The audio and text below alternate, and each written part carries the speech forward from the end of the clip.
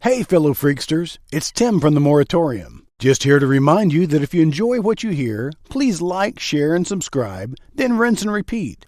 We're just a couple of small-town nerds trying to make sweet geek love to your ear holes, and we can use your support. Look for us on your favorite social media, or contact us at moviemoratorium@gmail.com. Now that that's out of the way, on with the shenanigans. Welcome to the Yarn Wall, a mini moratorium. I'm your host, Tim Kornman. On this episode, Jason and I take a long, drunken dive into the depths of IMDb. This is where we break down the last week's film and follow the yarn to make the thinnest and slightest connection to our next movie. It's kind of like a 6 Degrees of Kevin Bacon game with slurred speech and double vision, which can only explain the sudden jump into the middle of the thread of the conversation that is the Yarn Wall. I just want to break out into song. It's a porno.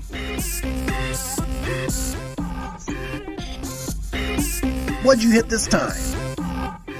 I want a pizza!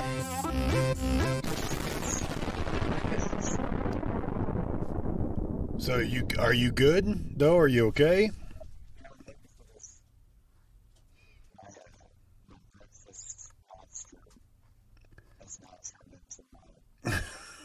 Podcast fuel. Did we talk about how I get mortuary and mausoleum mixed up? Yeah. I just looked up mausoleum and there's nobody in it. I don't even remember that. I may or may not have seen that. Yep. Nope.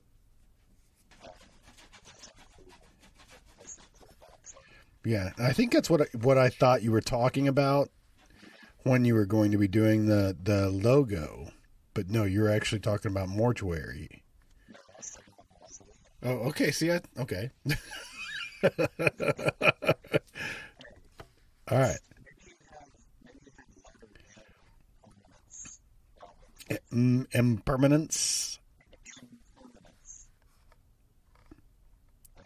Yeah.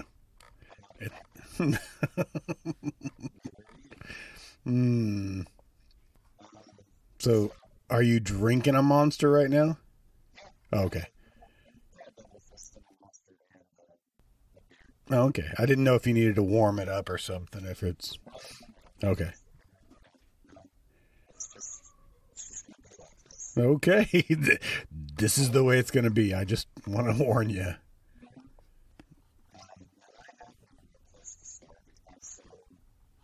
All right.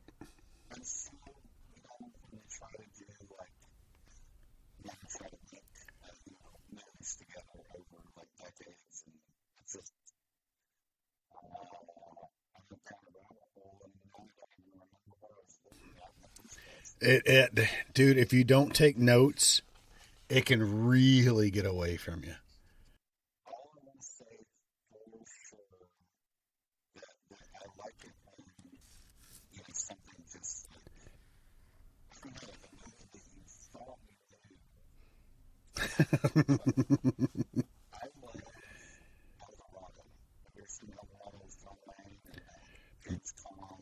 Can't say that I have.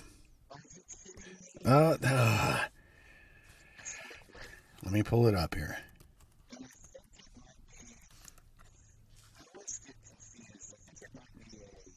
Let's see, I was getting it confused with The Road to El Dorado. That's animated.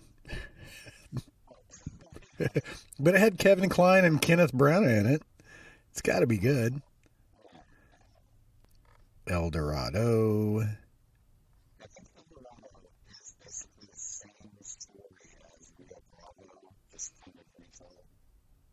Okay.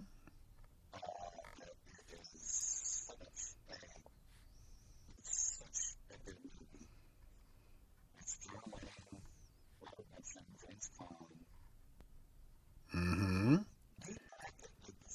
R.G. Armstrong's in it. Ed Asner.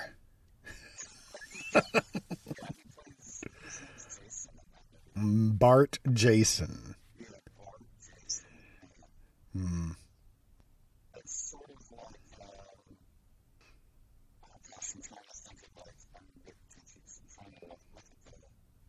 Oh, I was reading Rito Lobo. A gunfighter for hire joins forces with an old friend, Sheriff J.P. Hara, together with an old Indian fighter, a gambler, and they help to help a rancher and his family fight a rival rancher that is trying to steal their water. Wow. No, that's El Dorado. No, I was reading Rio Bravo, and I was like, that's not right. Water thieves. God damn.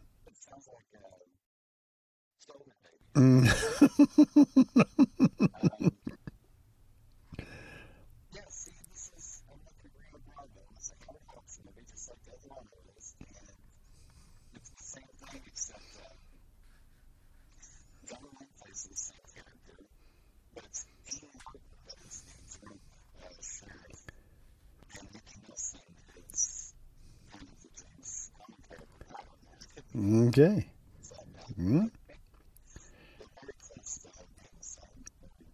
Well, you know, my dad watched a lot, and my stepdad totally watched a lot of John Wayne movies and westerns all the time, and I never could keep them straight. You know, every one of them ran into another.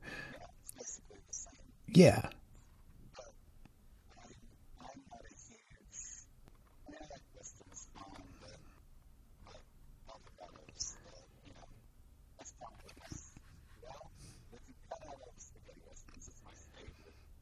Mm-hmm. All right.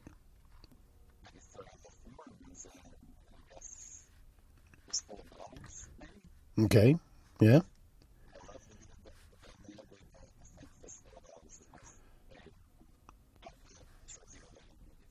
Gotcha. Oh, you had a reason. Okay. you you fell down the rabbit hole and you found yourself around Rio Bravo and El Dorado.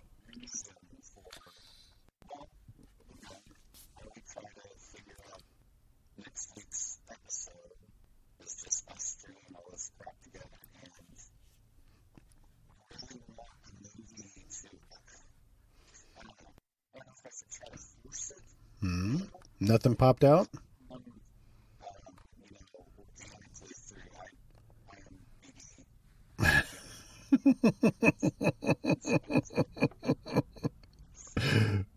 So did you come to a conclusion or did you just get lost?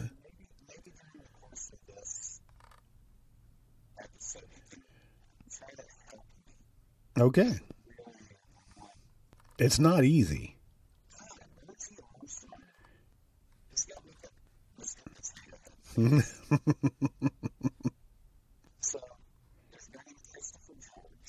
Okay.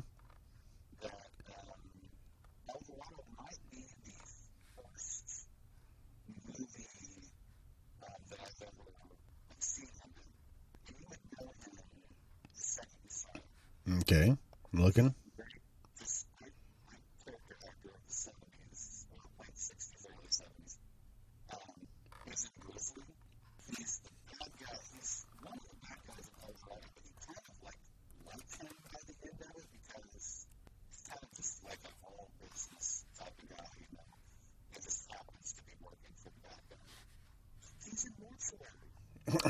After.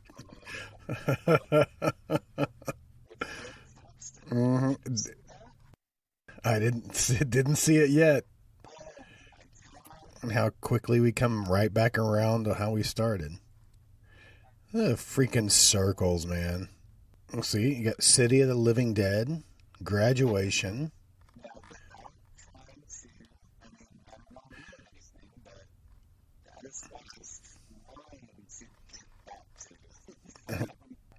Christopher George, that was Mortuary was his last film. Yeah. But he also did Pieces. You know, I have that on DVD in the bedroom. I don't know why it's in my bedroom. Mm,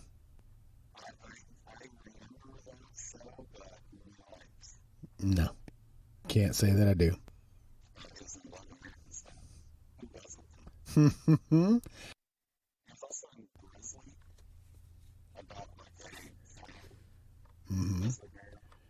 I went down several rabbit holes, which I'd love to share with you if I can figure out why I went there. So last week we talked about Gary Busey a lot, right?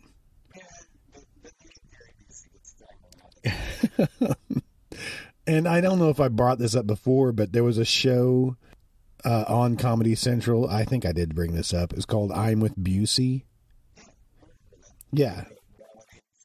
And it's I just quickly just clicked on it on YouTube, and there's a ton of videos with Busey, and yeah, you can get really lost in there.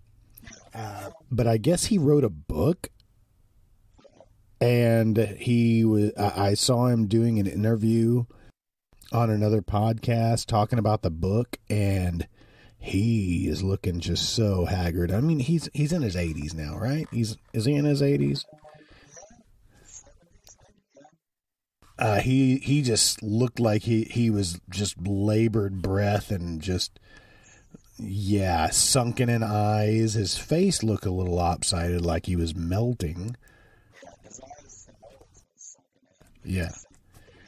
Yeah.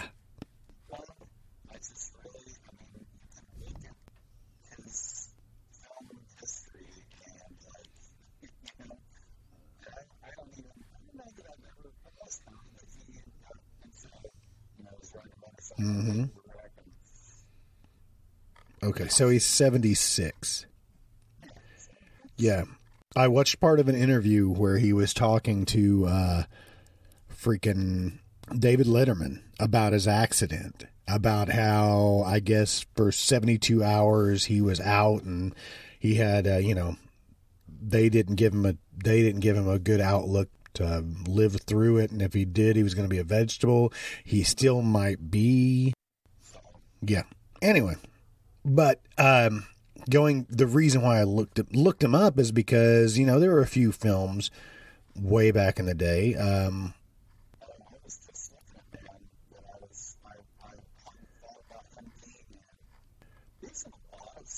Mm-hmm. I didn't realize he was in Hex. Now, I saw Hex. It was 1973.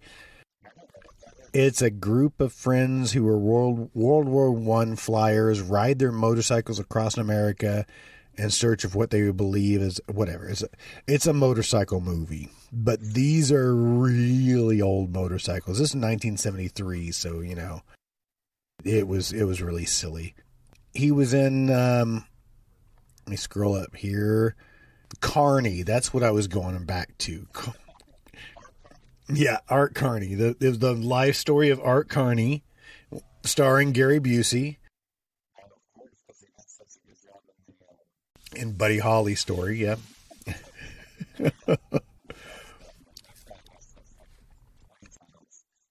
But no, Carney. Do you have any idea what that is? It has Jodie Foster in it. Has Meg Foster in it. Tim Thomerson. Craig Wasson. Wasn't he? Yeah, Craig Wasson. Body Double. Nightmare on Elm Street Part 3. Yeah. Yeah, exactly.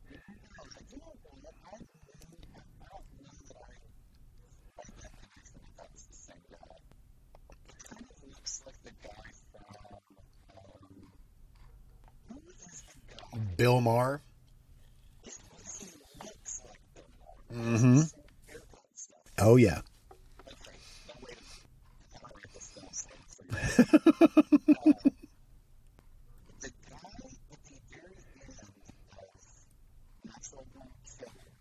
Okay.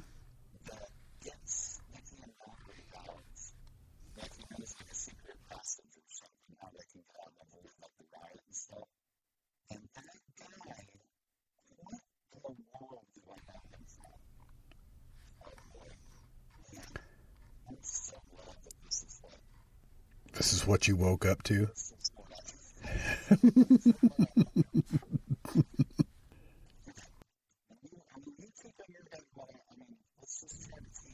Yeah, keep this rolling.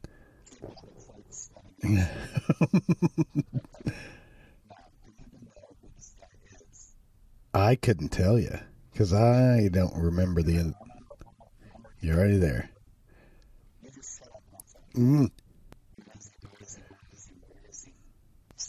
Prison guard. Oh, okay.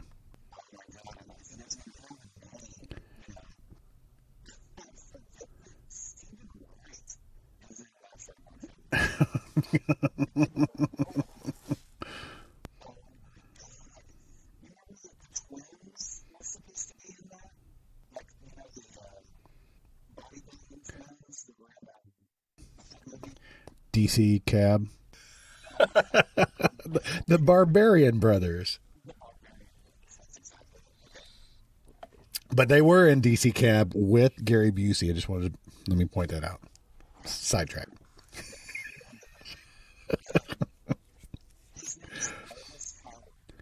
Okay, yeah. Yeah, I saw him recently.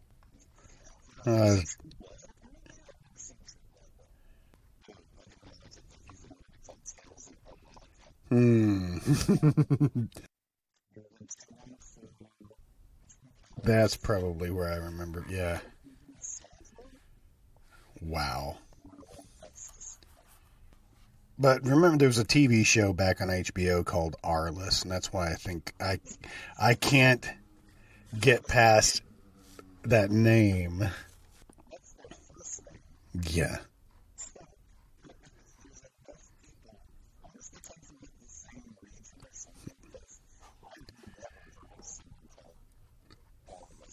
Arliss.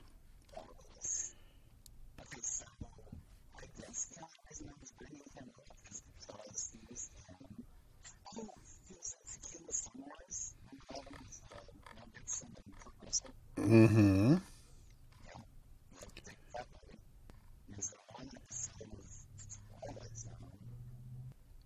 Interesting. But why did you bring up this guy? I don't know.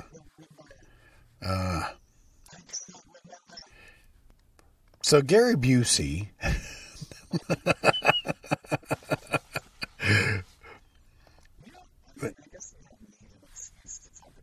No, not really. But I was bringing up Carney just because I remember he was playing the like Bobo the clown that you had to throw balls and knock him into the water. Have I talked to you about this at all? No, about Carney. I swear that I've talked about this. It's 1980s. I think it's a. Says tired of her dull job, a waitress, Donna, decides to join two carnival hustlers and see what their life is, their field is like. You want to run away and join the circus? Well, here's what you're gonna get, and it was a drama. But I just remember Gary Busey painted all up in clown face and yelling obscenities at people throwing balls to see if they could dunk him in the water. Anyway, but that was around the same time that he did Fooling Around, and I've seen this one plenty of times, Fooling Around with Annette O'Toole, and it was a love story type thing where at the end of the movie, spoiler alert, he flies a freaking hang glider through a church window to stop a wedding. Yeah. No. That's a real thing. A working class boy falls for a girl from a wealthy family and must compete for her love with a rich boy who also wants her. Who's the rich boy? Yeah, exactly. Who cares? But it has a lot of people in. Annette O'Toole, Eddie Albert, Cloris Leachman, William H. Macy. I now I'm curious to see what he looks like from 1980.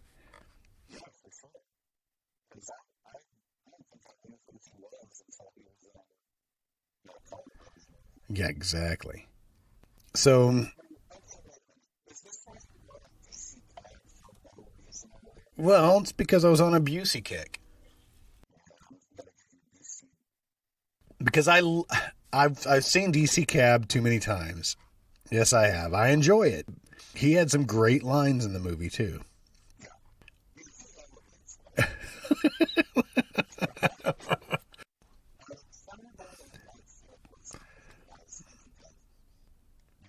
Mm-hmm. Yes, I do.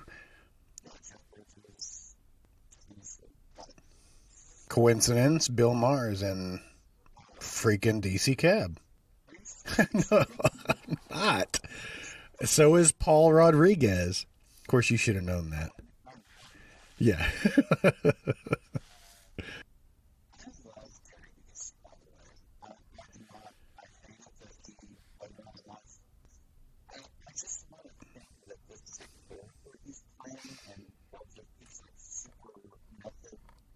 Mhm. He got too deep.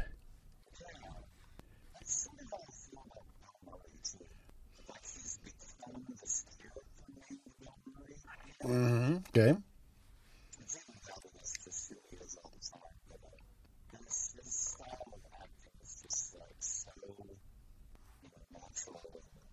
I'm with you.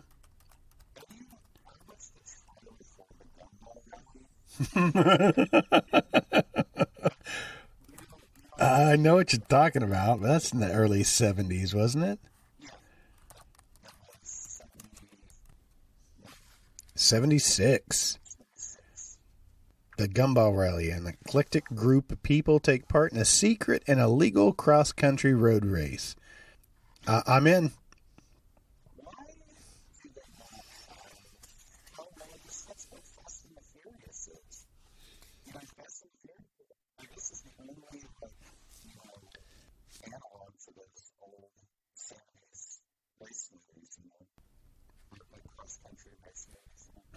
You're saying that's what the Cannonball Run has now become the Fast and Furious.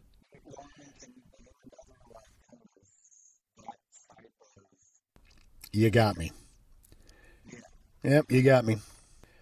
Which I loved the Cannonball Run. Really did. You know, that was 1981. Those were good times. Do you know there was actually a TV show? Was it not called the Cannonball or something like that? It was a cross country race. It was a yeah. I enjoyed watching it, but it was only on for like 2 seasons.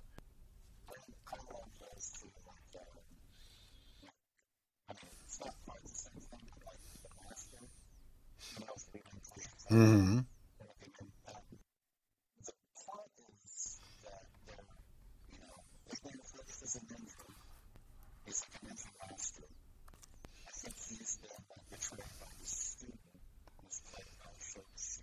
Hmm. Yeah, we talked about this. If it had ninja in the title, he was in it.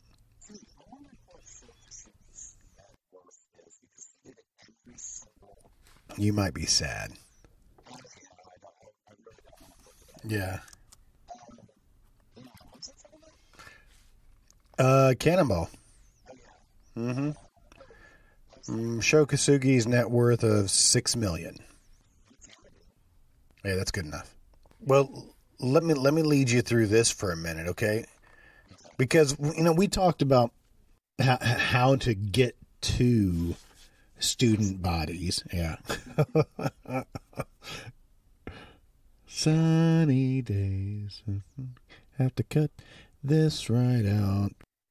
Um, Joe Flood. So we talked about spoof movies, right? So he was in Naked Gun 33 and a third.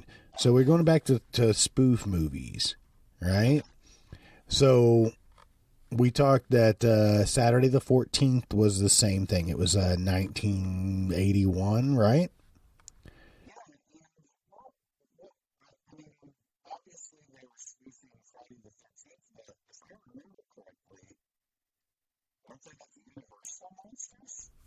I think so, yeah. But really, Saturday the 14th had like nobody in it.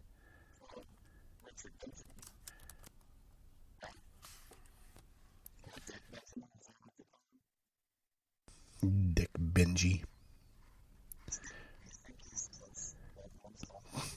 Dick Benji. Jeffrey Tambor was in it. You're right. But it didn't have, I mean, not that there was really anybody in, student bodies.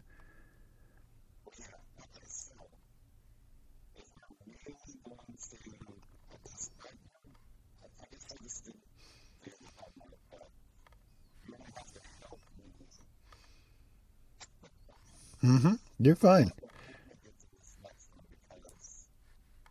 That's all right. We can go through it. But I wanted to talk about Kentucky Fried Movie too, because we brought that up.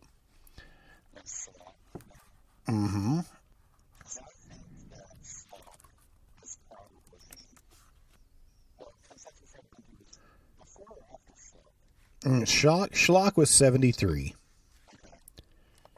So Kentucky Fried Movie was 77. And I couldn't tell you about. So Kentucky Fried Movie reads, a series of short, highly irreverent, and often tasteless skits. That's what it says. Exactly.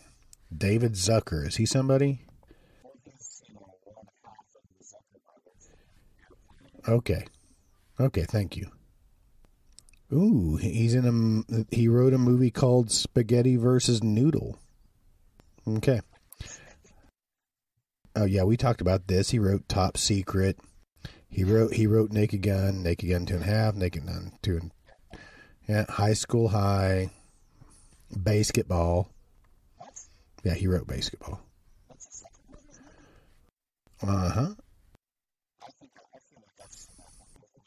Way too many times, and we just assumed that Matt Stone and Trey Parker wrote it. Yeah. Looks like it.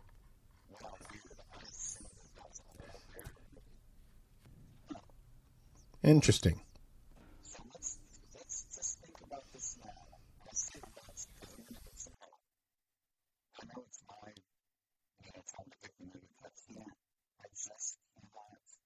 All right, we'll get there soon enough.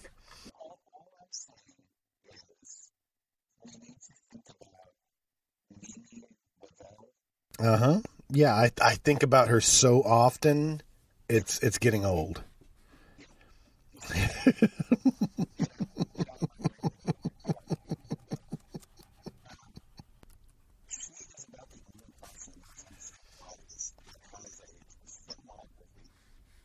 Besides Joe Flood. Fludge.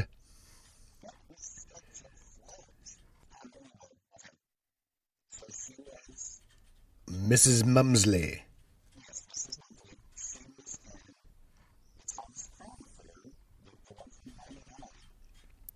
Wow, she still only had like 12 credits. Ancient.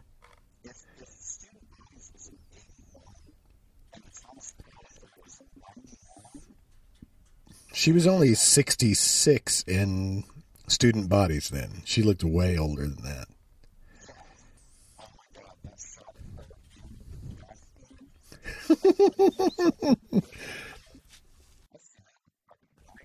I love it.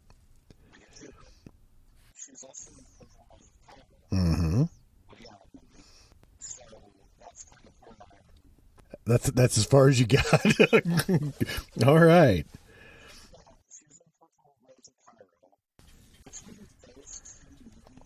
You're not talking about the Will Smith Hitch.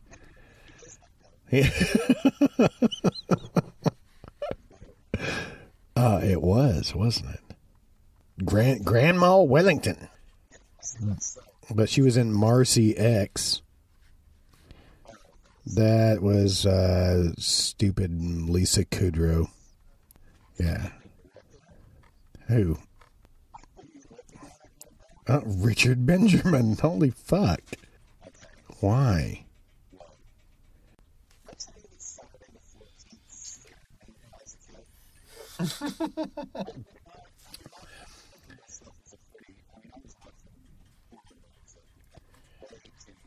Mm-hmm. And that scared you.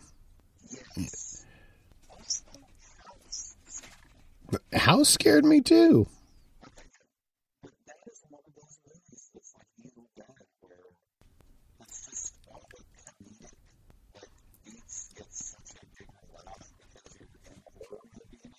Yeah. And maybe the jump scares were so much more genuine back then.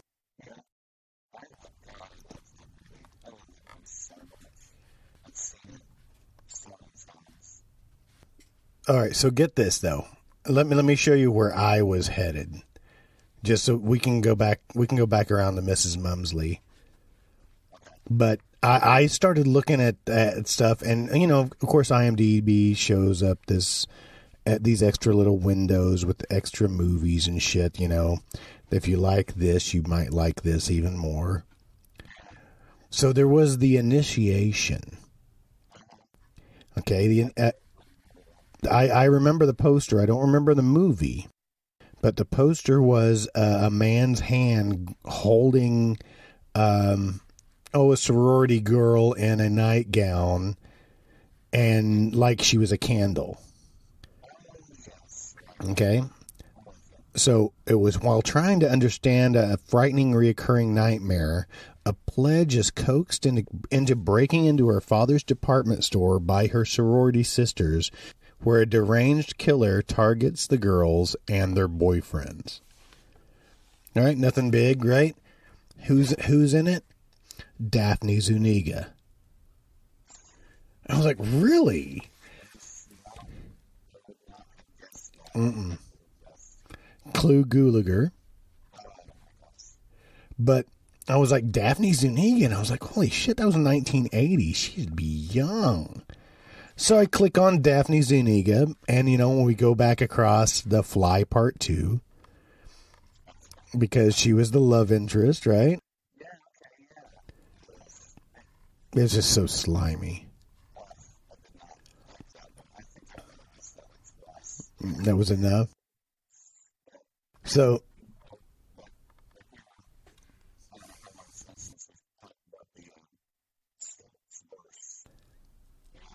the what verse?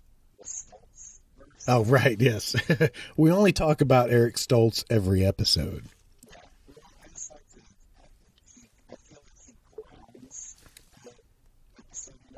Is that it?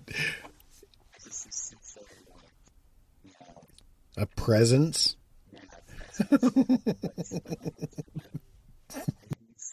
But something else I looked at, because it was around the same time, but 1982 was The Dorm That Dripped Blood. Okay, now these are the movies that I want to watch, right?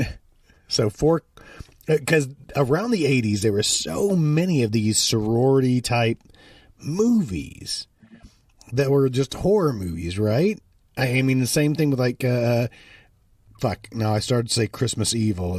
It's Black Christmas.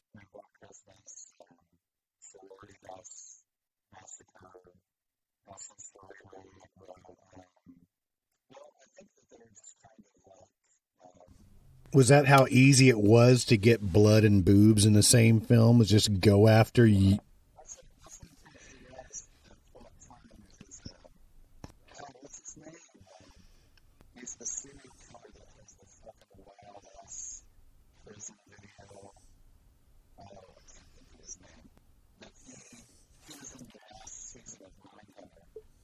Okay.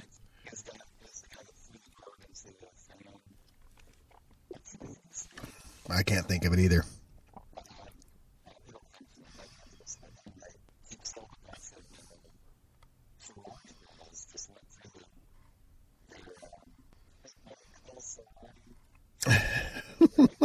Yes.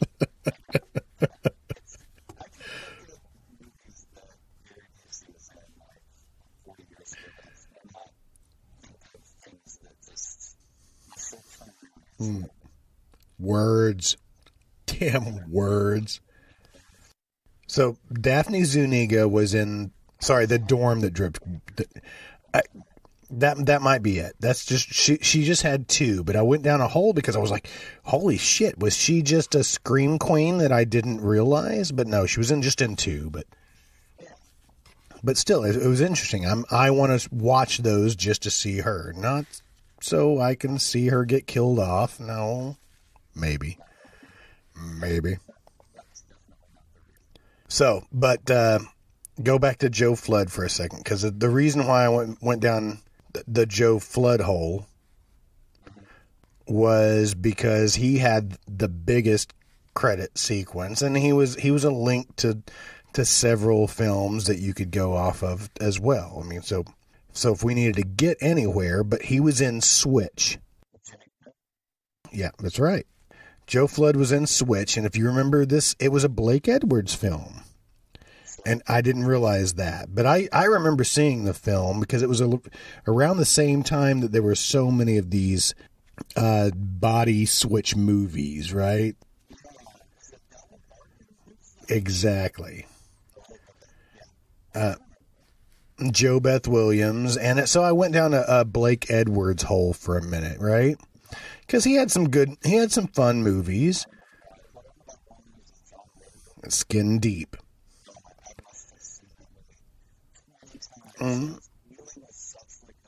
Very adult stuff. Same here, with my parents in the room. And that glow-in-the-dark condom scene where it was just the erect penises going after each other and sword fighting. So hilarious. Sure.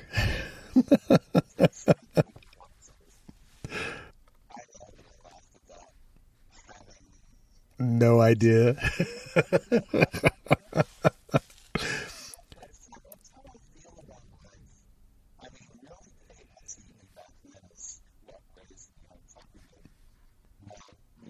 Yep. Thank you, Cinemax. Skin Deep also had Don Gordon in it. So just weird coincidences. All right. But also another Blake Edwards film. Did he do Blind Date? Yeah, he directed Blind Date with yeah. Yeah, John Larroquette he was awesome in that.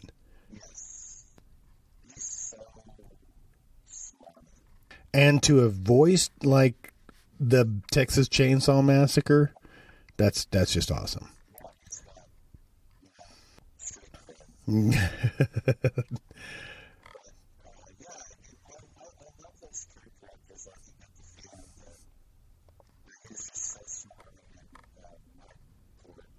Mm-hmm. So Joe Flood was also in Relentless. And I brought this up before. Relentless was Judd Nelson playing a serial killer, right? Exactly. Two Los Angeles police detectives, cynical veteran Malloy and cocky rookie Dietz, hunt for a serial killer, an ex-cop named Taylor who randomly chooses his victims from a phone directory. Which...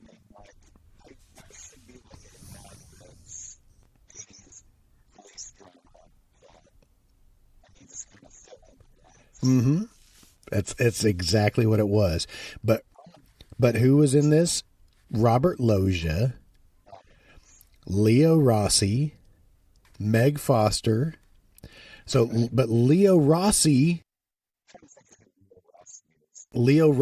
was Halloween 2. He was next to Lance Guest. Yeah. Amazing Grace, Come Sit on My Face. Yep, that's how you know him. But Leo Rossi also, he came back. I think there was a Relentless 3 and maybe a 4. He played this Detective Dietz or whatever. Yeah. Throughout the series. Yes, there's Relentless 4, 1994. Yeah. But those were direct to video as well.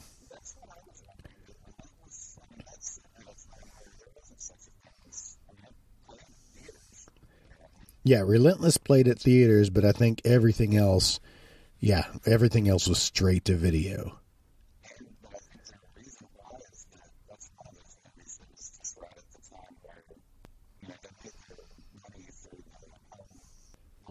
Mm-hmm. Oh, it was a big business, man. When they charged $100 per video. Insane. Well, that was like retail was $100, but normally I think we could buy them for like $60 or $70. But when you're buying multiple copies, yeah, you gotta watch your ass when you're buying films. That's why your video store only usually had like one copy of these odd ones, and they were constantly gone.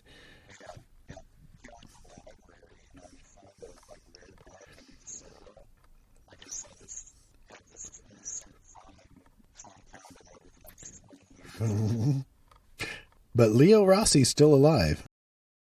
I mean, he's 1946. He's not too bad. So.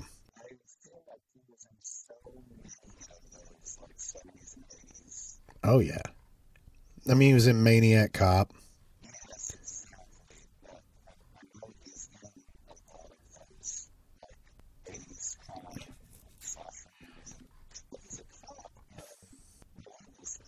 Yeah. So, I don't know. I see Sergeant Walker he had played different. And, yeah, that was 21 Jump Street.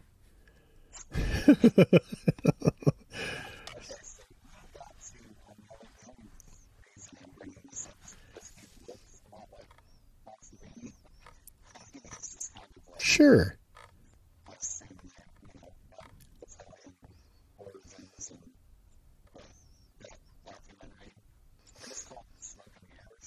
Okay.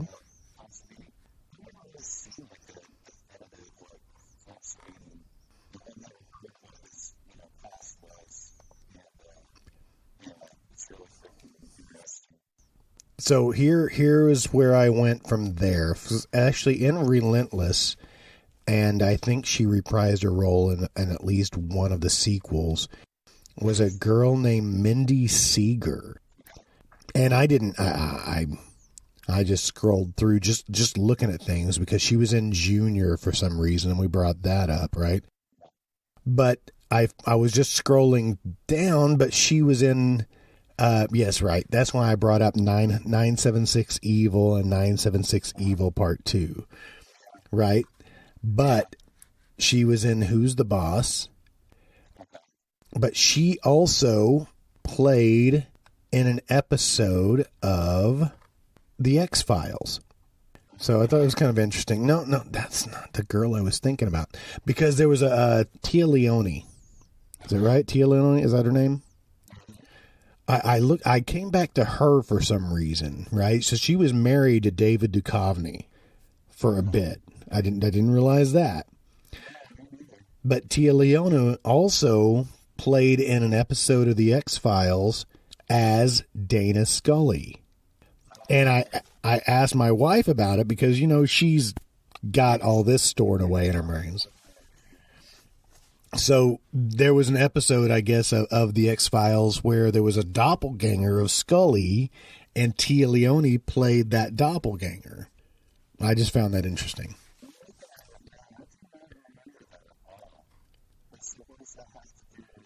I don't know. I got to her somehow. Exactly. Yeah, you just lost that time. I'm sorry. Nope. So, is it time to stop for another beer? All right.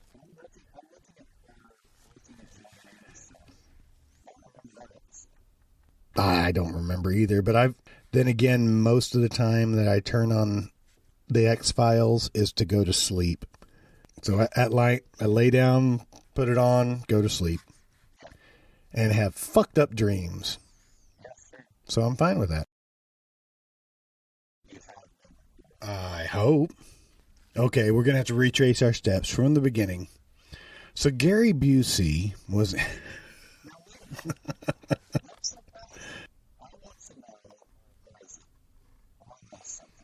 mm-hmm.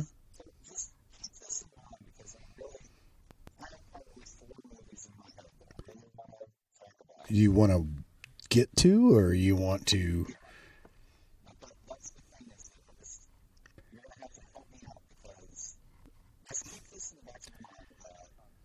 Mm-hmm. Right.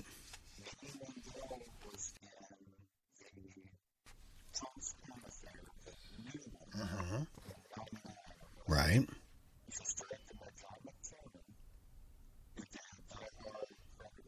Mm-hmm. Big time, yeah.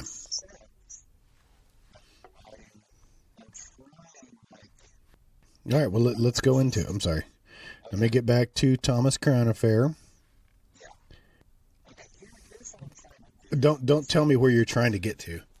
Let's try to figure this out, and then we can have an aha moment. So I don't want to give it up too soon, right? Ben Gazzara. Such a great name, too. Ben Gazzara has been in a ton of things. He was the bad guy in Roadhouse. We've talked about that. He's Jackie Treehorn. We brought him up before. I think what I was trying to get back to, because for some reason, when I went down my rabbit hole, I came upon Manimal. And I don't know why I've never seen Manimal. But there's only one season.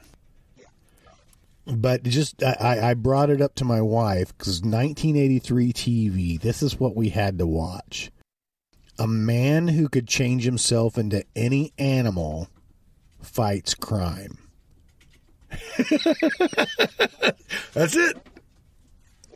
That's what it says.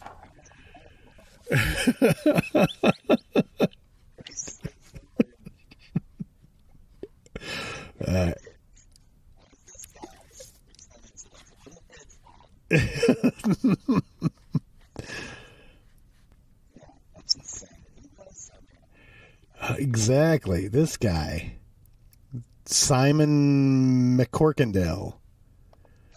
Exactly. What a name.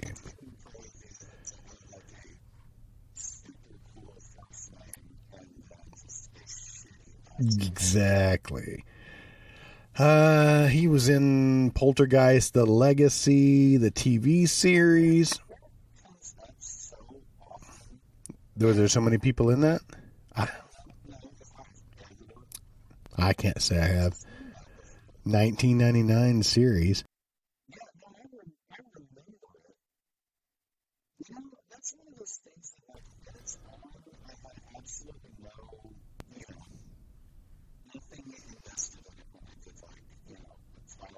Mm-hmm.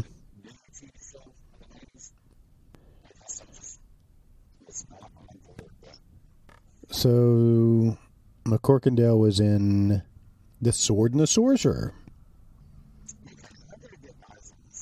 Okay.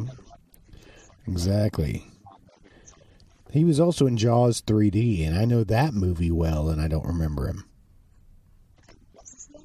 Simon McCorkindale. God, M-A-C Corkindale.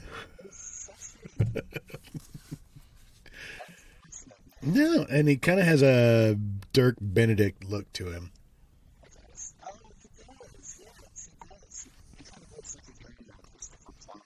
Yeah. I can see that.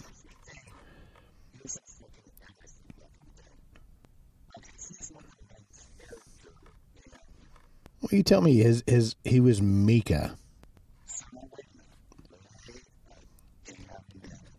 Oh. So Lee Horsley was Talon. Simon McCorkindale, he was third on the list here, so it was pretty quick.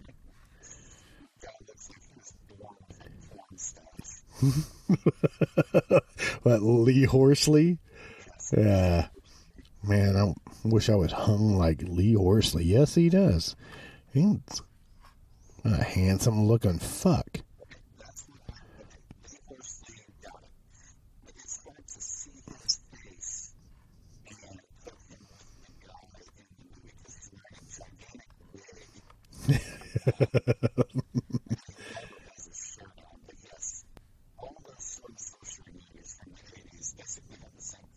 Mm-hmm.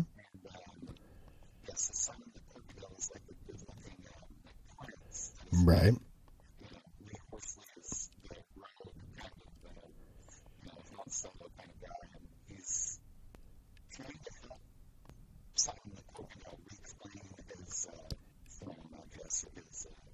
Gotcha.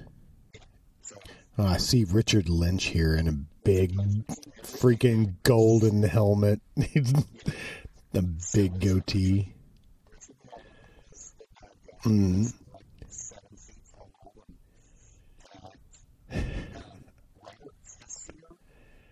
Sure.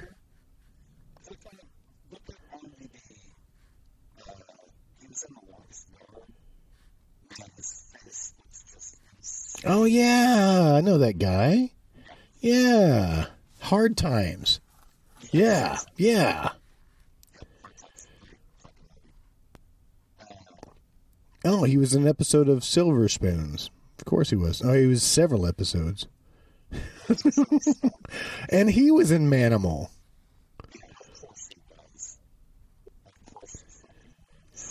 Mm-hmm. Dukes of Hazzard, Incredible Hulk, Buck Rogers.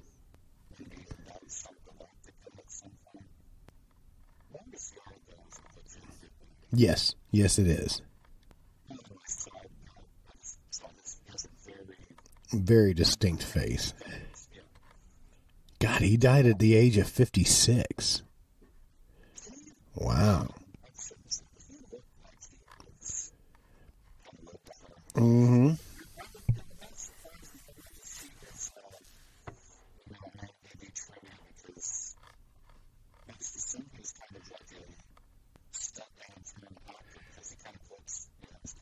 Kind of looked like he's taking a few punches.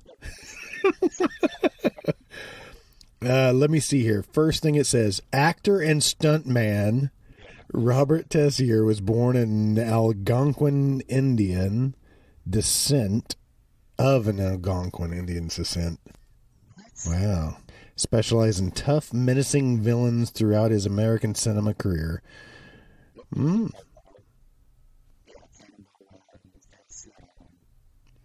His movie breakthrough came in The Born Losers, 1967. But yes, Longest Yard is probably where I know him the best from. Yeah. He just has that inmate look, right?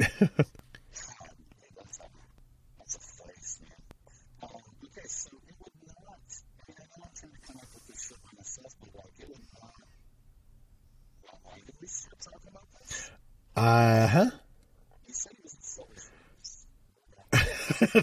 That's what. Well, we were following McCorkindale and got to him.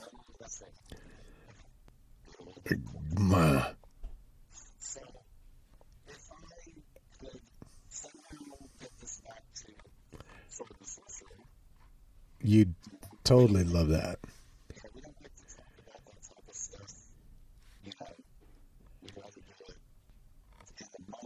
Mm-hmm.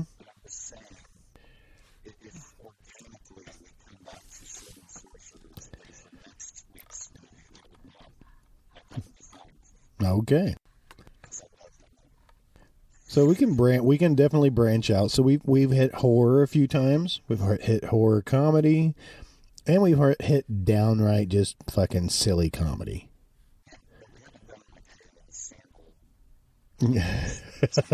Sword and sandals. Sure.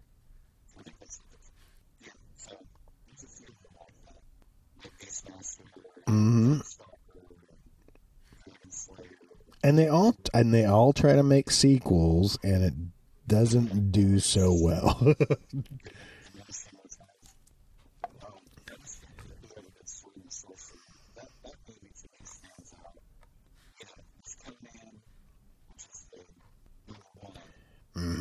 I love the original Conan.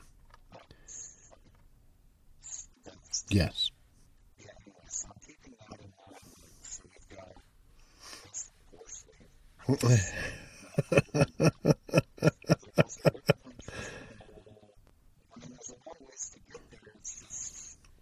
Yeah, how to get there? Yeah, it's all right. Let's just keep going. Let's get back off of Thomas Crown affair. We can let's back up a little bit and let's see what else Mimi was in here, right?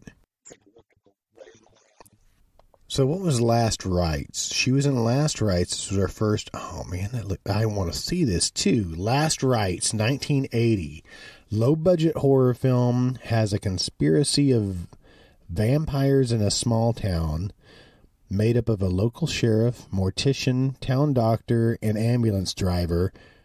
Is that not the cast from The Beast Within? Yeah, yeah, they're creating accidents of some sort so they can operate their blood-drinking dinner parties unnoticed.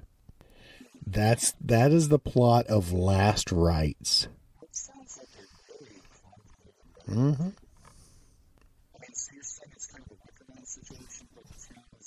Yeah, it looks like it.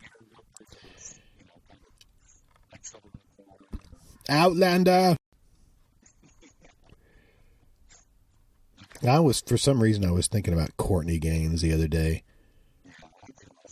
What an unfortunate kid. Wait, he was in Identity, wasn't? No. I'm sorry. That was Jake Busey that got the baseball bat down his throat in Identity. What a great death. Identity was, oh shit, it had everybody in it. No, it wasn't that good. Identity was 2003.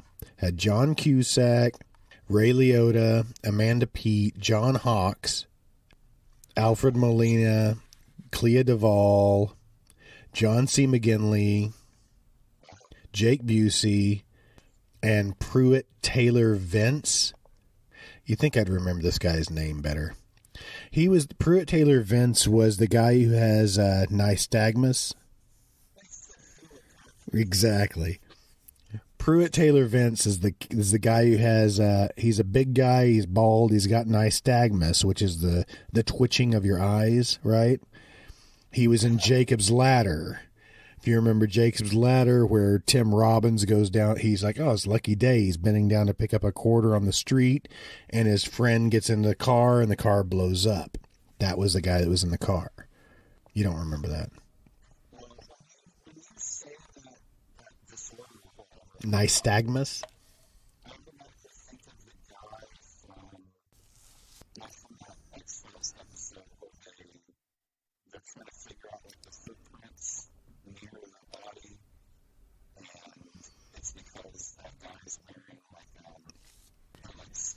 Right. I kind of remember that, yeah.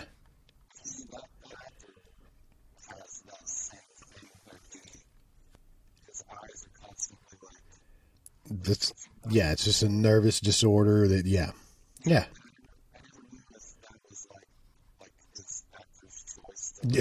Can you just make yourself do that?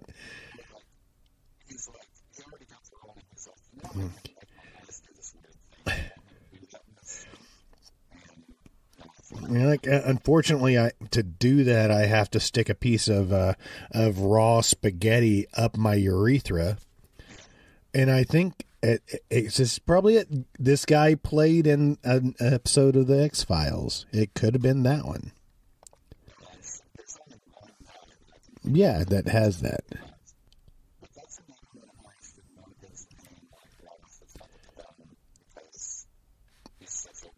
Yeah. And he's been in a ton of things, but I think his eyes have gotten better I've seen him lately. Maybe. And he's not that old. He's from 1960. But Pruitt Taylor Vince. I mean, he's got 3 first names as a name. I've got that movie on DVD. Yes, it is. Which he was in Relentless 2, by the way. I think he was the killer in Relentless 2. This is where I've gone today. Where did you go?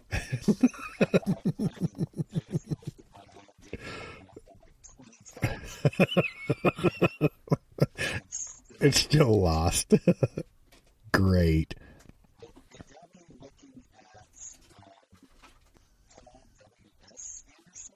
Okay. Yeah.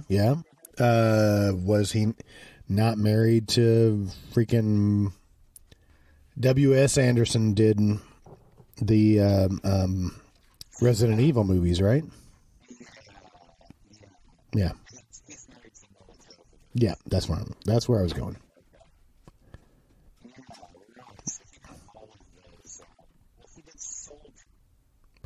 Right, Kurt Russell. That was a pretty badass movie, actually. Yeah. He was fucking ripped in that, too.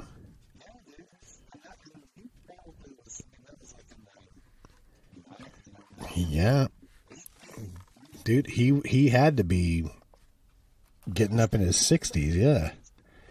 No, he's been in his 40s for most of his career. I'd date him. So, Purple Rose of Cairo. I still don't even know what the fuck this movie's about.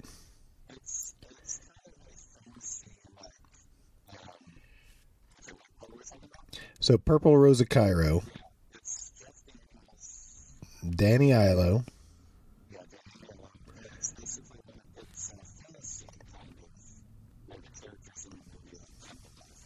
Oh, is that it? Okay. Nope. We talked about this before, too. It's actually in episode 2, we go down a Woody Allen thing that just, yeah, we don't care. Yeah, that's enough. But anyway. So Diane Wiest. I don't fucking know. We can't get her names right. But she was in it. And I was looking her up just now just because I don't think I've seen her out and about lately. And I don't see anything I want to follow. Nope. Oh, that's right. She was in Footloose. Yeah. Jason Scott Lee. The only thing I can really, I mean, I've seen Soldier enough, but that fight where they're hanging from the ropes and just kicking the shit out of each other, yeah, it was pretty brutal.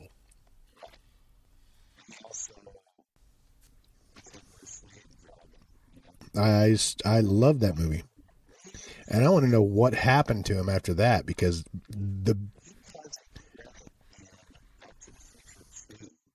what?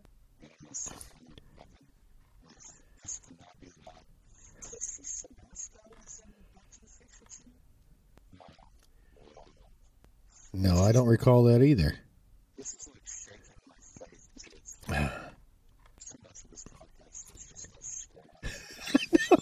You can just hear my mouse in the background.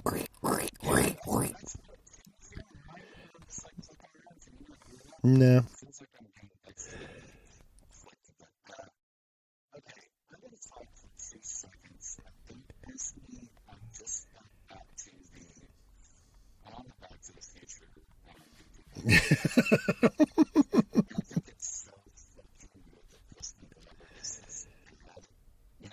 Mm-hmm.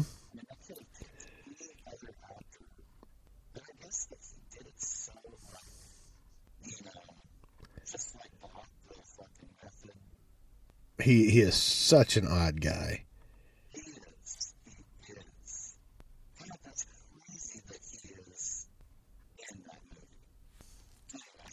Anyway. But no, I want to know who Casey Simasco is in Back to the Future 2, because we've lived these movies over and over again. We should know everybody that's in it.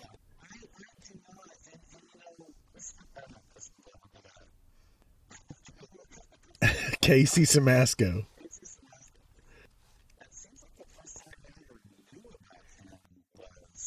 Young Guns.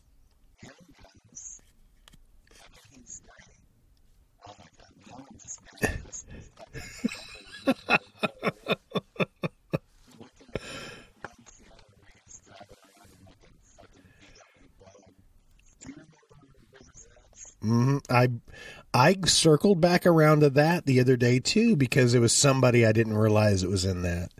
And we've talked about River's Edge because it keeps coming up. And all these movies just that we grew up with, they seem to be all connected. So easily connected. Oh, that's because Leo Rossi is in River's Edge. That's why. And that's why, is that why we do these drunken episodes? Is because we can just keep going on and on.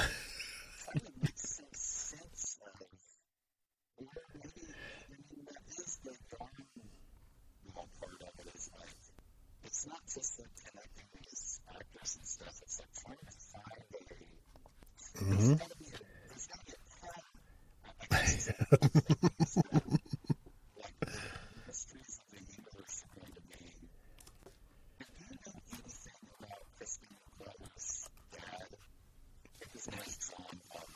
Yeah, I think I've looked him up before. Yeah.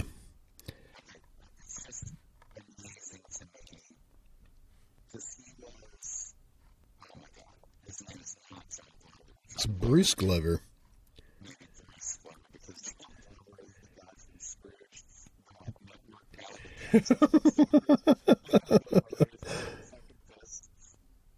Yeah, and Bruce Glover, he's still alive too. Wow. Bruce, yeah.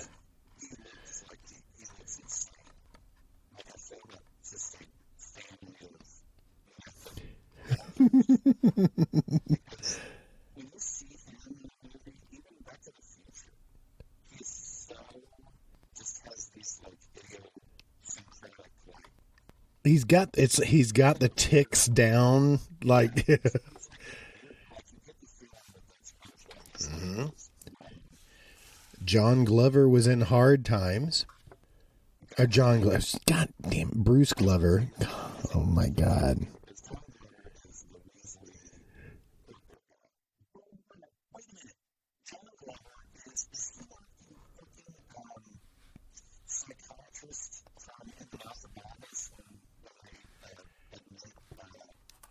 Is that right?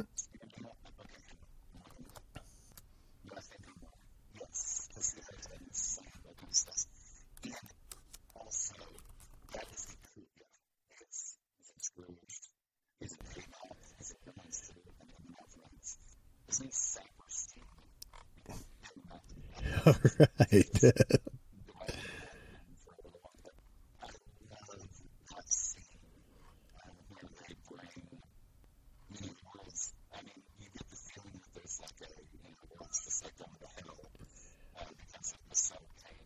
Mm-hmm.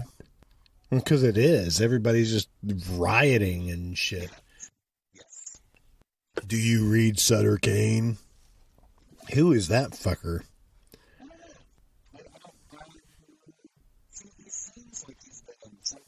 Yeah, no, he was creepy as shit.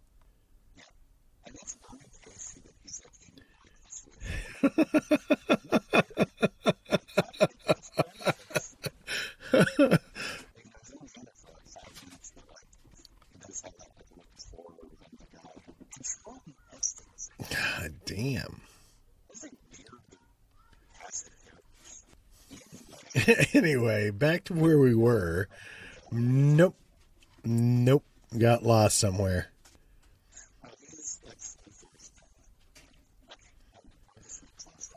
All right, but Bruce Glover.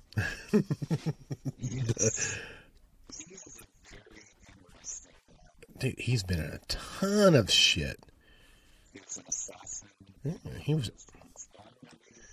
He was in Popcorn. Yeah.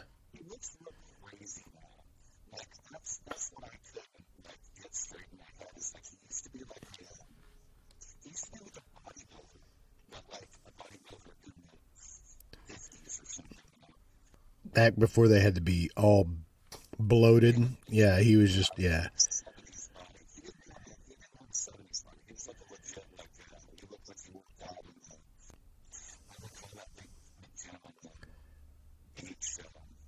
Right, Venice.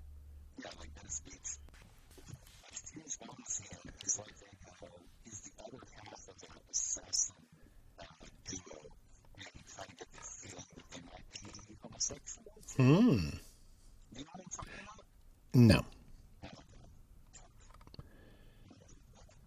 Hey, I'm on him. Chips, BJ and the Bear, Heart to Heart, Benson, Dukes of Hazzard, Big Score, A-Team, Big Mad Mama Chew. He was in Hider in the house. I'm going to go all the way back around. Die Hard Dracula, Night of the Scarecrow, Warlock the Armageddon. No, I don't see it. We were talking about Bruce Glover, right?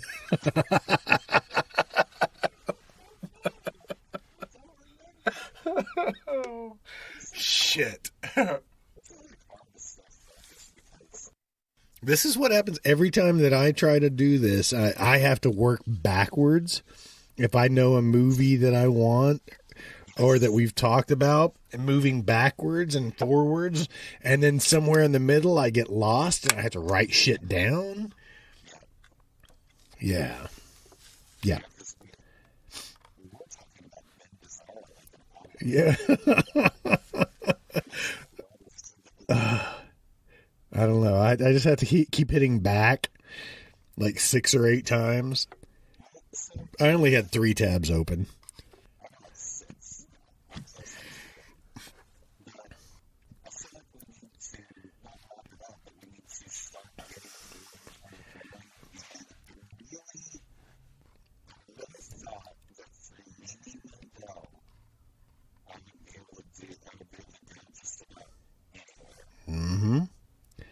Shit, Fred Astaire was in Purple Rose of Cairo.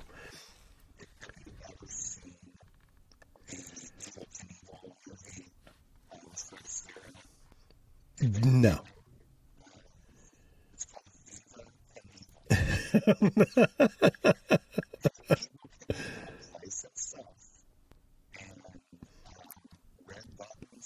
Red buttons. I know. I thought I could, but I went straight to Red Skeleton. I can see him. Yeah.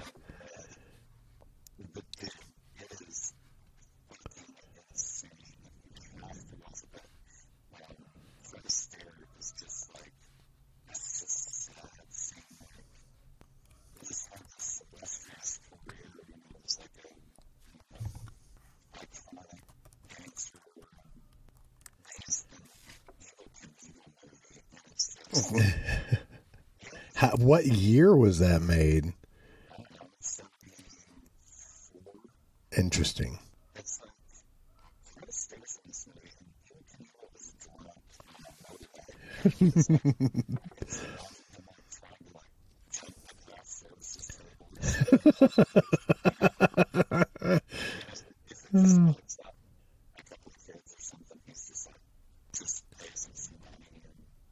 That's funny shit.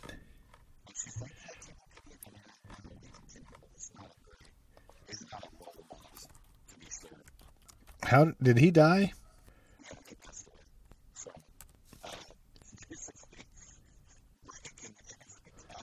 Well,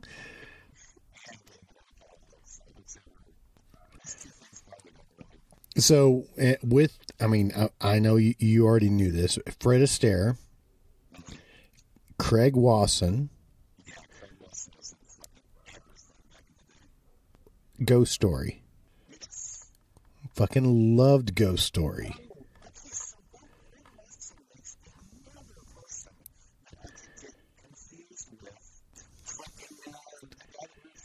Bill Maher.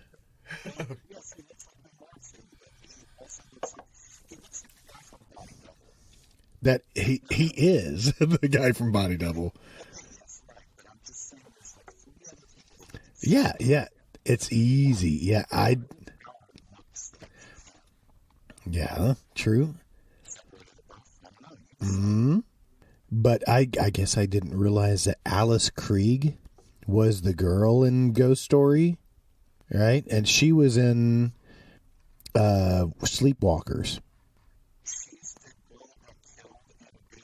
Yes.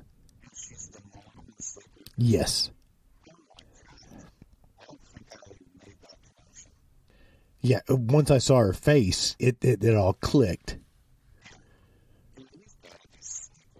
I don't know. But we just need to go deeper into it.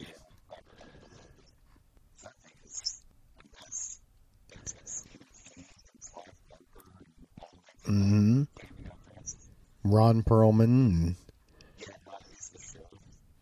John Landis and Joe Dante.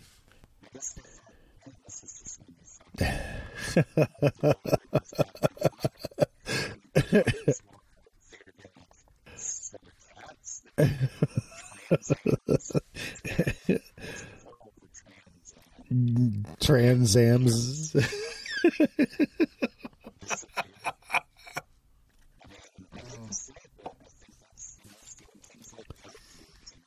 Yeah.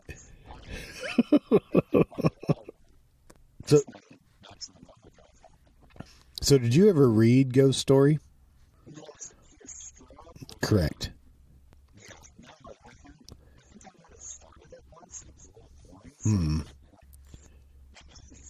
Oh, I loved it. John Houseman. Isn't that Grey Poupon? Did he try to sell that at one time?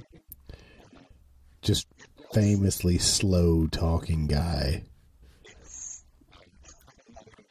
Nope. I thought about it and backed away.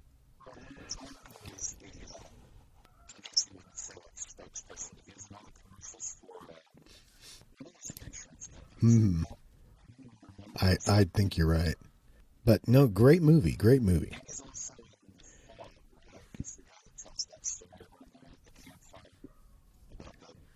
Yep. He plays Mr. Machin? I don't know what the fuck it is. Yeah.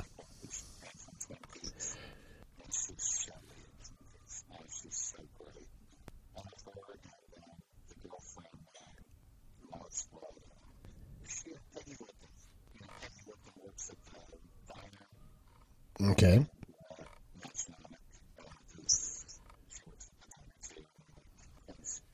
Okay. So glad that came around. I was really expecting something sinister, and they're friends. I don't want to spoil that.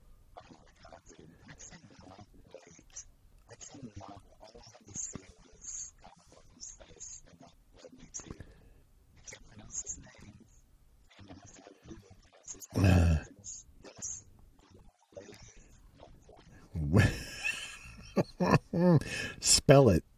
That's even harder, isn't it? Okay, yeah. Okay.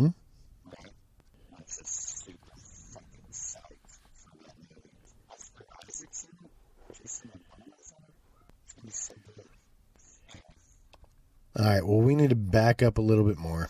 Okay, because I went down Purple Rose of Cairo, and I didn't get anywhere.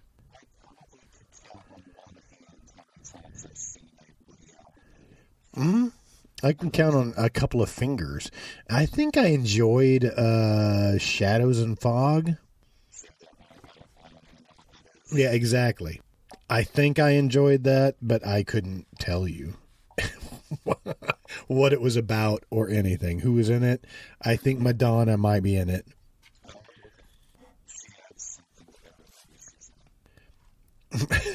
Crabs? All right. That's where I went. Okay. So Student Bodies has Cullen G. Chambers. All right. And I think he might be the guy. He's one of the. Is he the one selling hot dogs at the football game? The one that's just squirting mustard in people's faces and shoving just raw hot dogs in people's mouths? I think it is. So look him up. Just go back to Student Bodies, Cullen G. Chambers, and he's got some good credits on here. Deep Impact. I'm going to get you, sucker.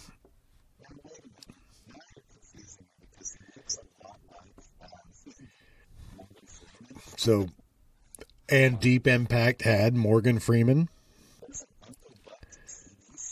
Oh, why?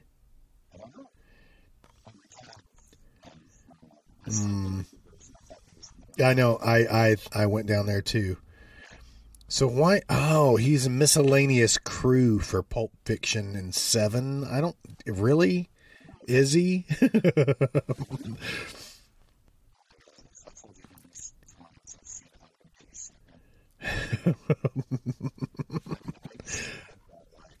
I've seen it plenty of times. I still can't. I don't remember it.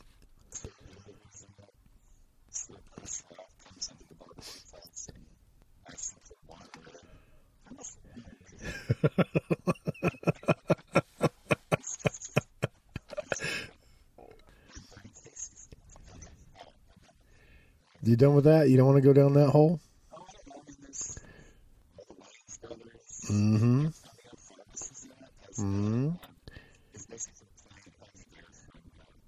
He plays Fly Guy. Isaac Hayes is in it.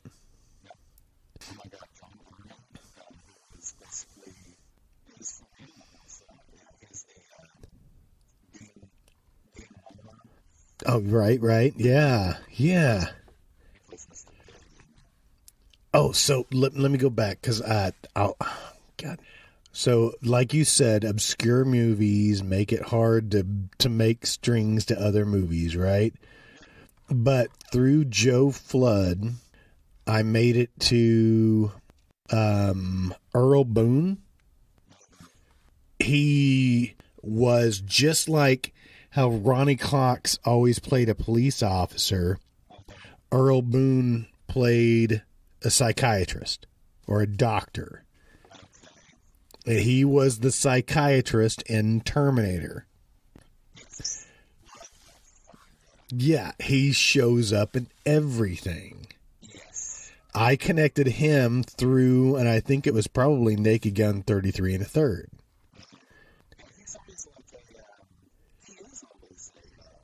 Yep, there he is.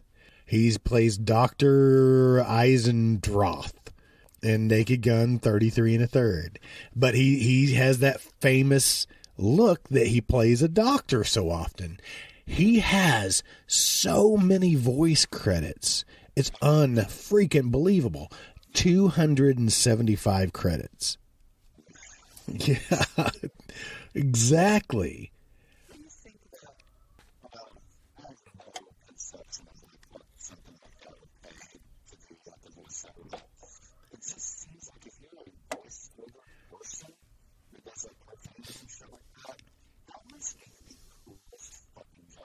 You would think, right?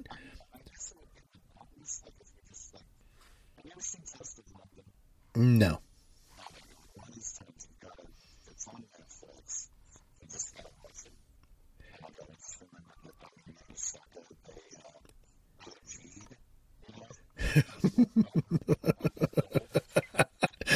I remember that.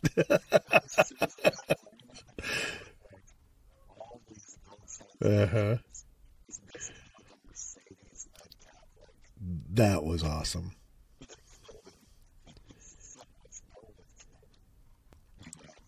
So Earl Boone's been, he was even marked for death. He was Dr. Stein. Exactly, but he's played.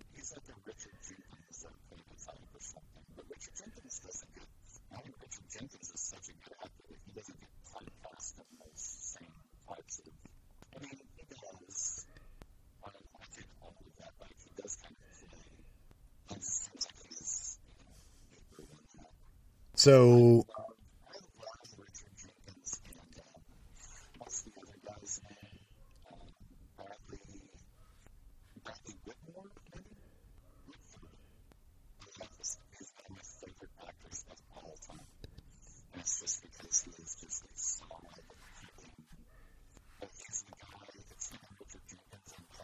right, that's what I was thinking it was. Yeah, I saw him just recently in something else. Right. Right. Well, so gather this, though. So Earl Boone, it's Boen, Boone, Bone. Earl, but he was in The Man with Two Brains. Sure. You think it's Bowen? Sure. Right.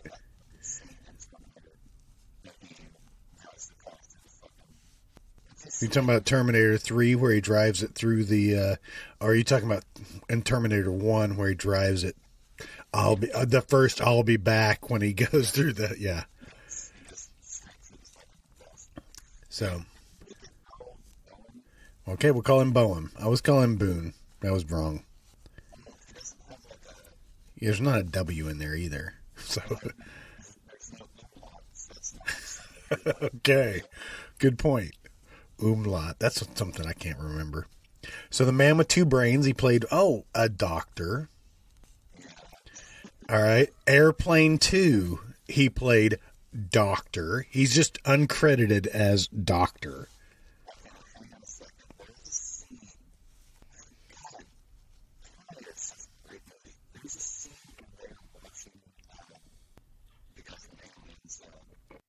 Bill Paxton? Oh. Michael Biehn. Right, another guy with a weird... He needs an umlaut in his name.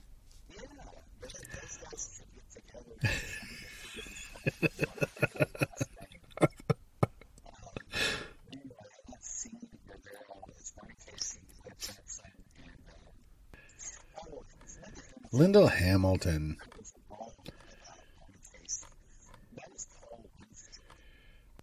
I couldn't have told.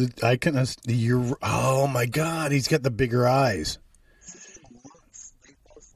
Yeah, no. I'm scrolling. I didn't even get there yet, and I pictured him in my head. He's got big, kind of bulgy eyes. Was he not in the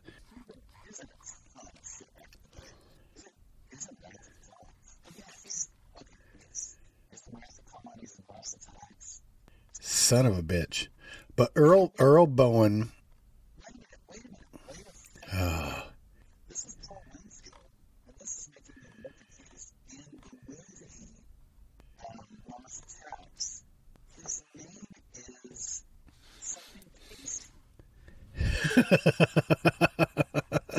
It was totally blowing your mind.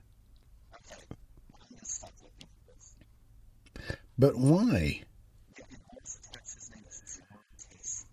Interesting.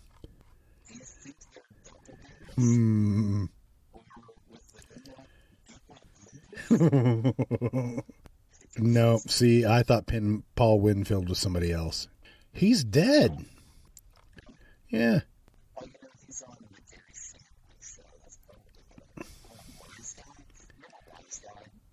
No, I never watched it. That's why you're thinking the Bernie Casey, because Paul Winfield was in Gargoyles, the Goliath Chronicles. And Gargoyles, the TV series.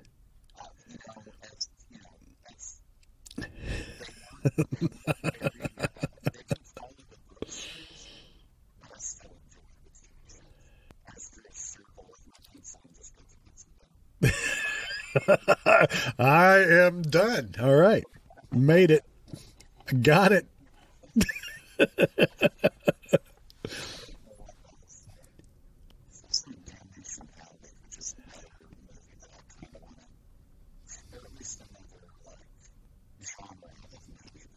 Mm-hmm.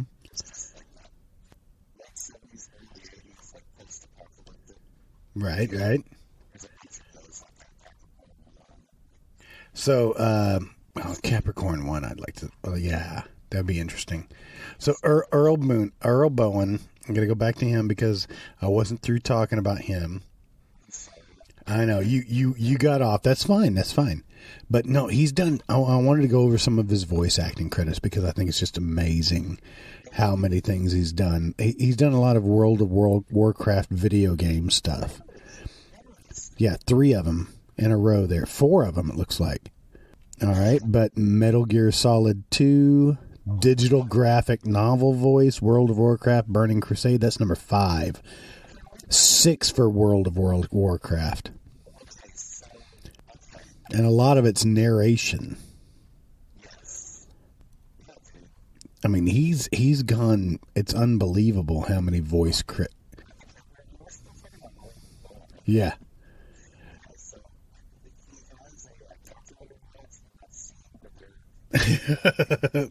The whole reason you wanted a calculator watch?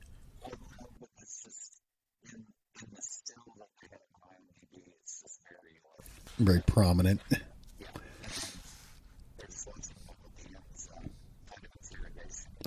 Mm-hmm. It has to be a Casio.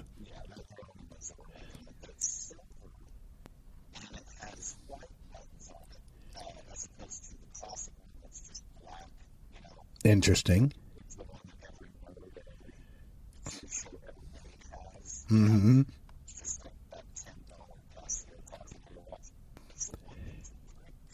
That's awesome.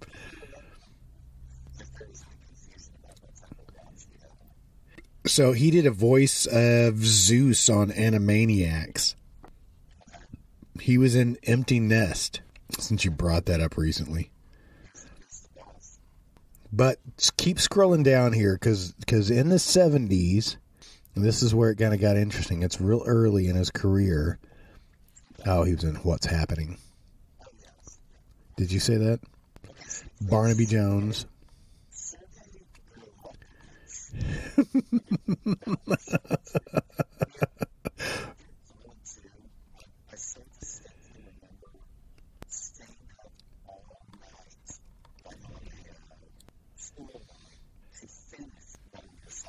Mm-hmm. Okay, so Earl Bowen was in Soggy Bottom, USA, with very unfortunate people. No, but there's Ben Johnson, Don Johnson, PJ Souls, Lane Smith. You know how I love Lane Smith. Jack Elam's in there, and Brian James. Exactly. That's how you pronounce his name. Brion. Brian. But anyway, I just thought it was kind of interesting because I've never seen this, but so Soggy Bottom, USA, in a small southern town. The local sheriff tries to keep everything peaceful and under control. All right, nothing there. I just thought it was interesting because Jack Elam, we brought him up just recently. So back out, and he was in 9 to 5. Okay, so going back down the Earl Bowen, yes. He was in Airplane 2. All right. There we are. Battle Beyond the Stars. Now, I brought this up before because this was like a TV movie, right? Maybe it wasn't a TV movie, but because it doesn't say TV here. But Battle Beyond the Stars, because that was on just recently and I caught part of it, which had Richard Thomas and Robert Vaughn. Marjo Gordner? I don't know who that is. What the fuck are you talking about?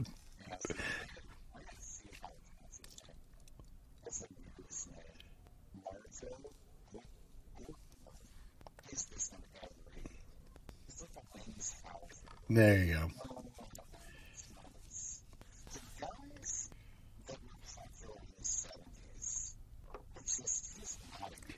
No.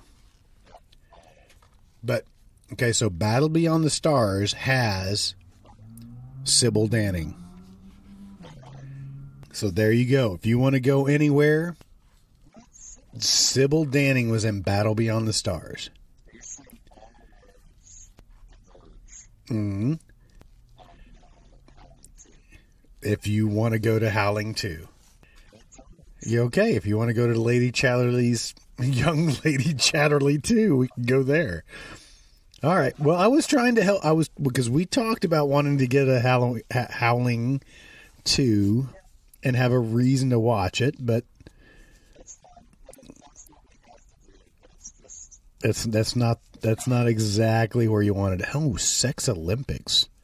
That sounds like fun. No. God.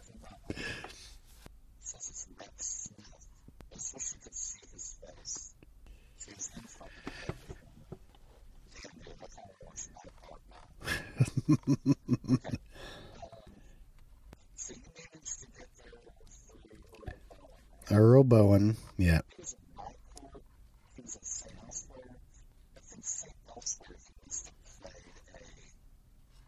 Just a regular doctor.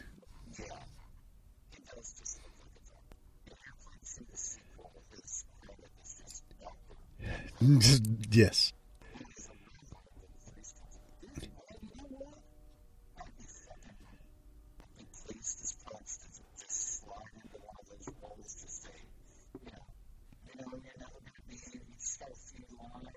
Mm-hmm. Did we talk about Demon Seed? I don't think we did. Demon Seed was a Dinar Kuntz novel. A scientist creates Proteus, an organic supercomputer with an artificial intelligence, becomes obsessed with human beings in a particular... Yeah.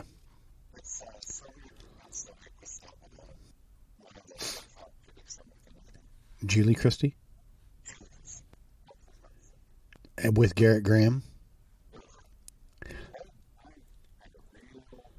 Did you just develop a distaste for Garrett Graham?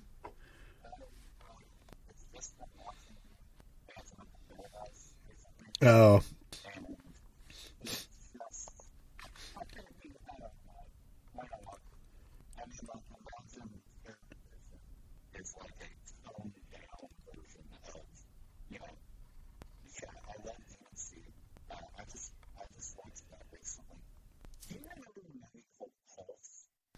Hold on a second. Pulse was there was a recent horror movie, right? In the last 15 years? Named Pulse? Yeah.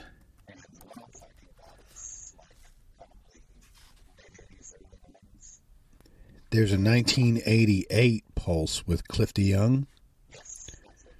Yeah. Oh, yeah, I remember that. Totally remember that.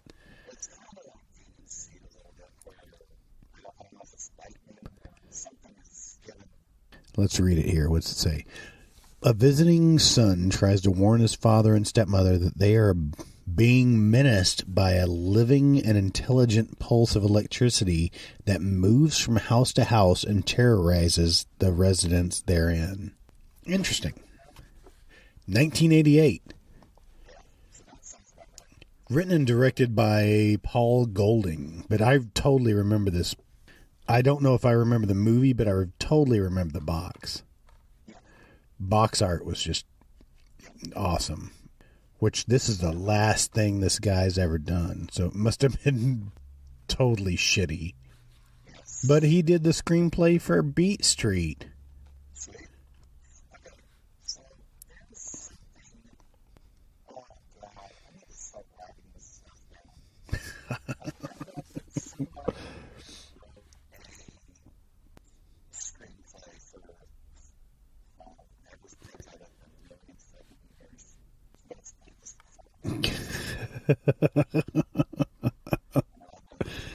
Way to go, Jason. There's so much in your head.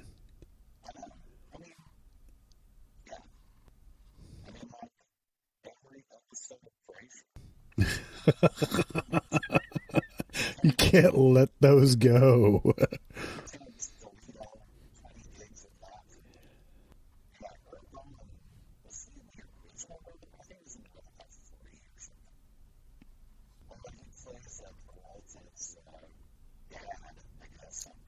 Oh, nice. I guess I didn't realize that.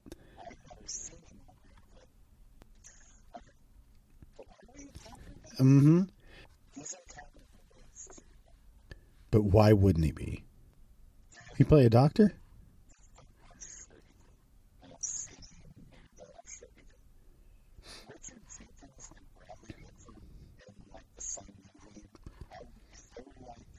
If they just tag team every movie, you'd be fine with that?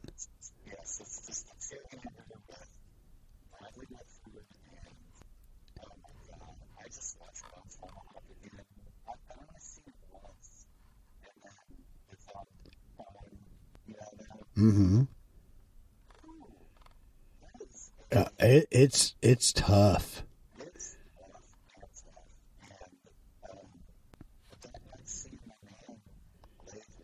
Yeah.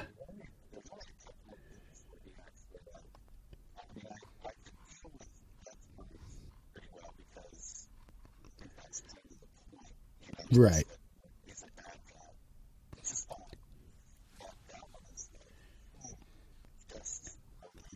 It is super, super brutal. But I'd still dig it. I mean, I've seen it a couple of times. I have no problem with it. Other than it's hard to, eat soup while you're watching it.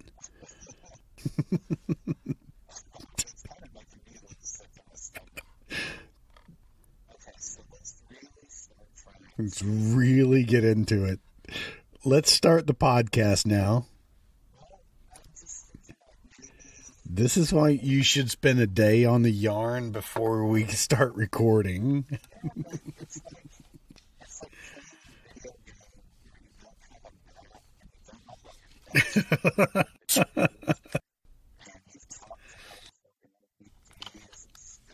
Yeah.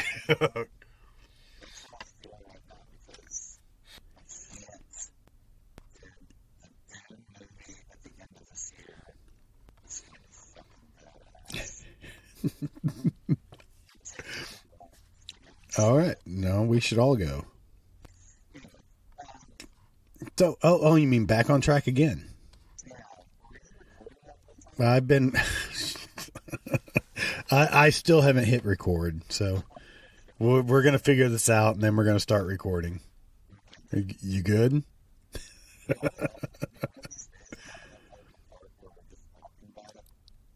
Just talking about recording? Yeah.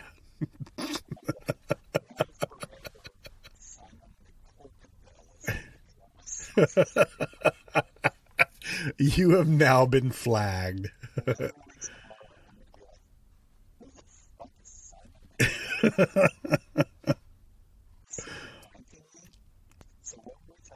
Mm-hmm, exactly.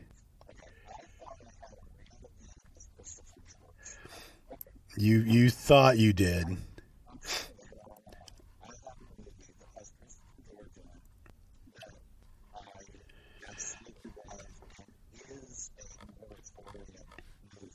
Mm-hmm.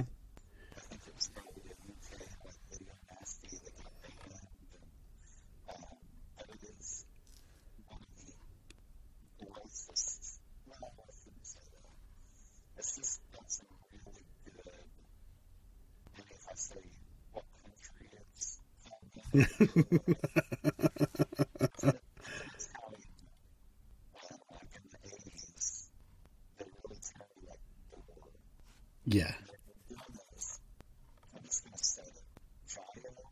Sure.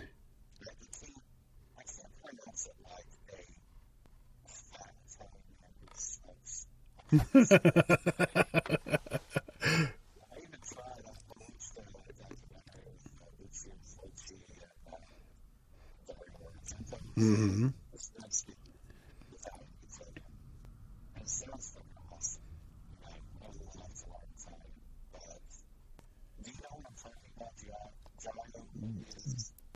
Explain it more. Explain it for me. Explain it to the audience.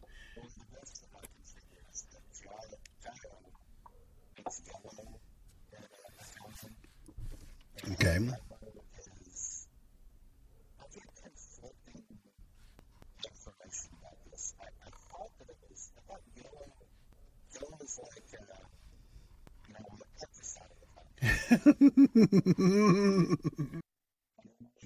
That's all right. I'm making your yarn.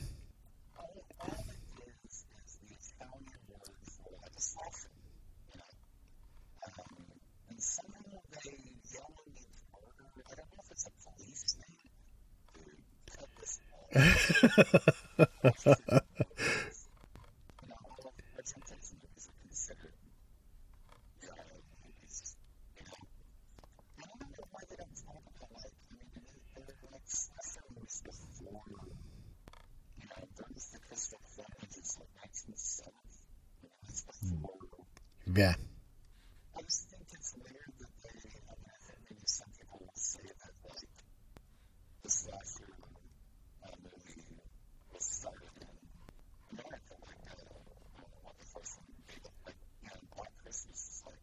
That's right up there.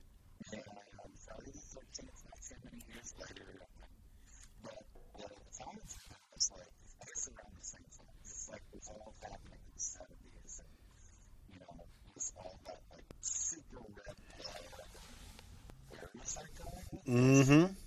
I'm not exactly sure. All right. Are you ready for this? I've got you now. I've got your back. Okay. Joe Flood. Joe Flood, Naked Gun 33 and a third. Okay. Which had Earl Bowen. Okay. Earl Bowen was in Soggy Bottom, USA. We are going to Soggy Bottom, USA. Okay. Okay. Let me back it up. Soggy Bottom, USA, which had, all right, wait for it, Jack Elam. All right.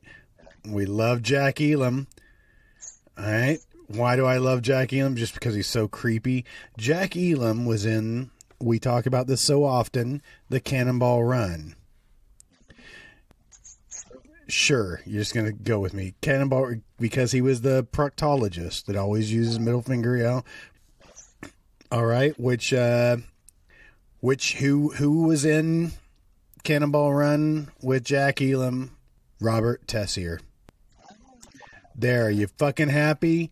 Now, what did I get that to? Huh? What you wanted to do in the first place, The Sword and the Sorcerer. There you go. I made your yarn. Do you?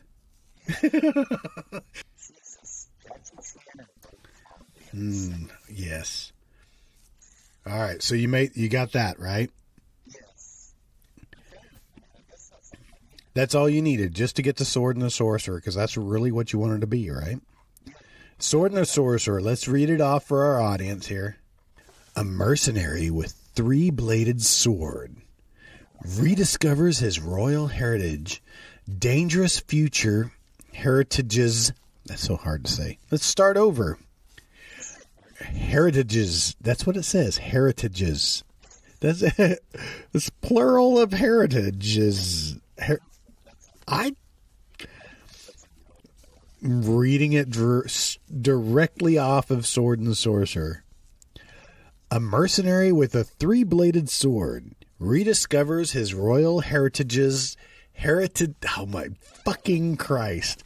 Heritage's dangerous future when he is recruited to help a princess foil the designs of a brutal tyrant and a powerful sorcerer and a conquering a land. Oh my God. This does not sound even remotely interesting anymore. What was one more time? Swords and tits. A little bit of blood. A three-bladed sword.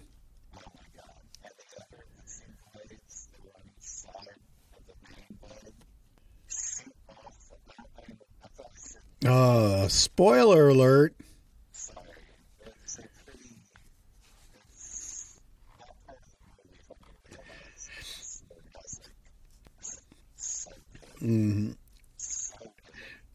starring Lee Horsley, Simon McCorkindale, Richard Lynch, Richard Mole.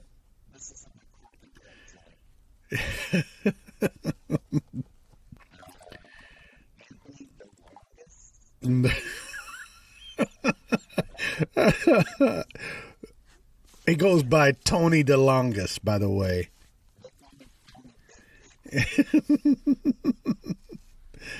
Hey, he was in Roadhouse.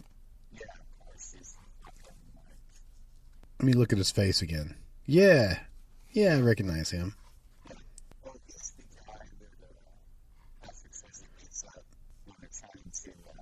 Does he rip his throat out?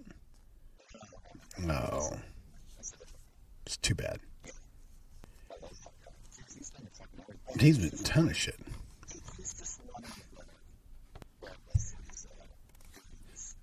Gotcha.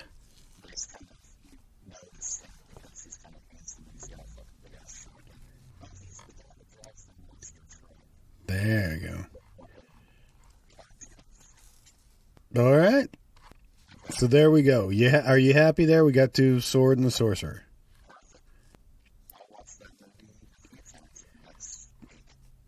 All right. I'm sure I've seen it, but I mix it up with all of the others, just like the Warrior and the Sorceress. Deathstalker, yeah, I love the box art for Deathstalker. Mm-hmm.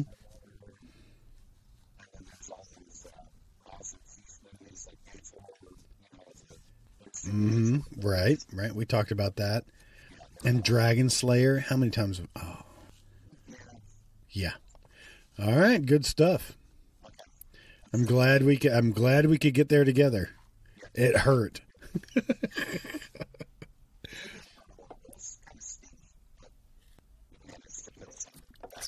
Some salve.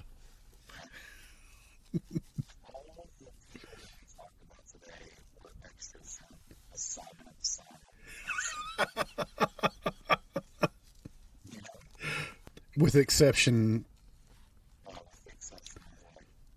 Jack Elam, who they wouldn't let on set because there were probably children present. All right, then. We did it, finally. All right, signing off. Bye-bye.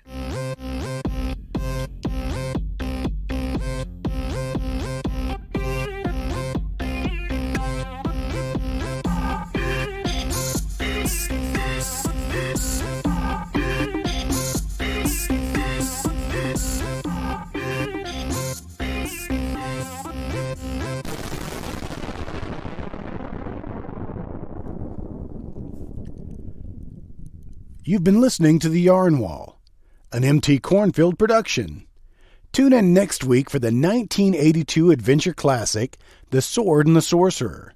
You can stream this sword and sandal flick featuring the legendary Triscalibur for free on YouTube. Again, please like, share, and subscribe, then rinse and repeat. We appreciate your support.